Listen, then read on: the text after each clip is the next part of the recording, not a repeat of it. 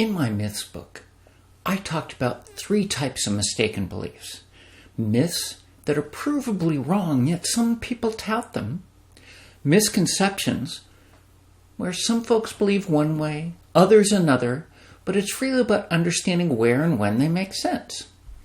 And superstitions, which no one claims to believe, but somehow they continue to be manifest in practice.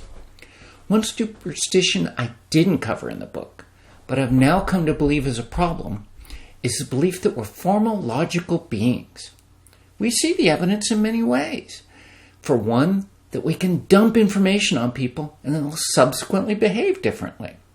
That can be in training or in semi-annual reviews. Yet this is manifestly wrong. For one, we're not formal, logical beings.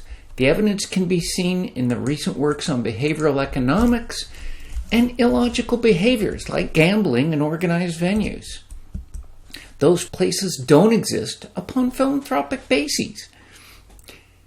Also, we should know that behavior change takes practice.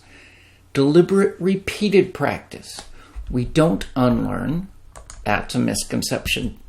We have to learn over our old practices. If I ever do a second edition of the book, that will be definitely added to the list.